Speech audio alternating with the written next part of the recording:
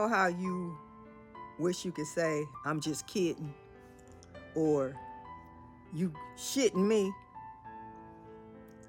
That's one of these. Well, you'll see. Wealthy white couple allegedly kept their black adopted children as slaves, locked them in a barn, according to New York Post. Check this out.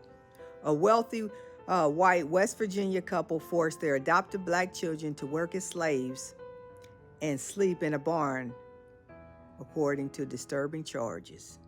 Donald Ray Lance, 63, and Jean K. Whitefeather, 62, pled not guilty to more than a dozen new charges on Tuesday after two teens were found locked in a crumbling shed in ratty clothing.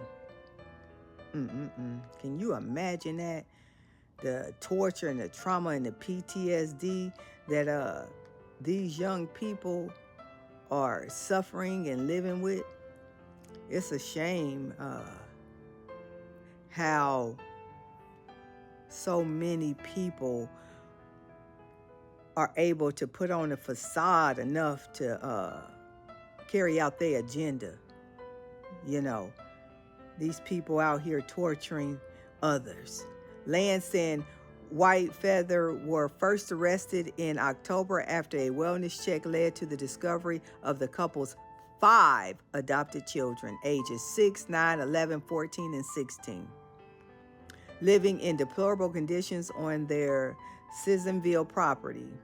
The incident, which Kanawha County Circuit Judge Mary Claire Akers said was one of the worst she's ever seen, alleges that the adopted children were forced to work on the couple's farmland because of their race. It alleges human trafficking, human rights violation, the use of forced labor, Akers told the court. Human rights violations specific to the fact that these children were targeted because of their race and they were used basically as slaves for what the indictment alleges. The couple faces numerous charges, including human trafficking of a minor child, use of minor child in forced labor, and child neglect, creating substantial risk of serious bodily injury or death. Whether Whitefeather and Lance were arrested after a child welfare call by a neighbor claimed 2 teenagers were being locked in a shed at the couple's Sissonville home, according to court filing. Neighbors also reported that the children were forced to perform farm labor and were not permitted inside the residence, the filing stated. Unbelievable. You know. Now, the reality is these young people will come out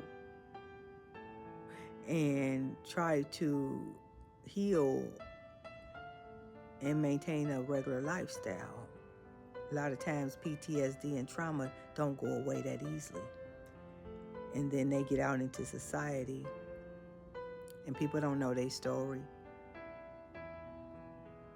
And it's a cruel world out there. Police found a 14-year-old boy and a 16-year-old girl locked in the shed. Inside was a small RV porta potty, but no lights or running water.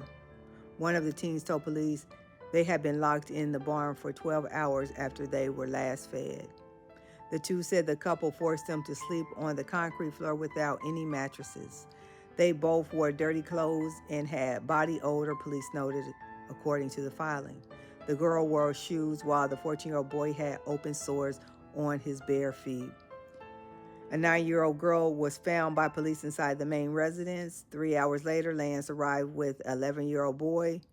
Whitefeather soon followed with a 6-year-old girl who'd been with acquaintances. Whitefeather told deputies that the 2 teens were locked in the outbuilding, but claimed they liked it and called it a clubhouse. The children described ongoing abuses at the West Virginia home and their parents' other residents in Washington state. Prosecutors also said they have evidence the couple moved from Washington after they learned they were under investigation for abuse and neglect.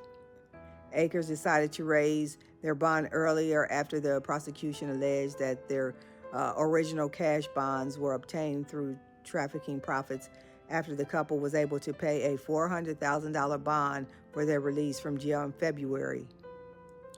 Kanawha County Assistant Prosecuting Attorney Christopher Krivyak said the couple sold an 80-acre ranch in Tonasket, Washington for $725,000 on February 2nd. Whitefeather's brother posted two $200,000 bonds to free the couple. They need to arrest the brother too, because I'm sure he also knew what was going on there. On March 28, prosecutors said the couple sold the Sissionville home where they were arrested for $295,000. Prosecutors argued that even if their bond money came from a legitimate source, that obviously they would be a threat to society. That's just unbelievable.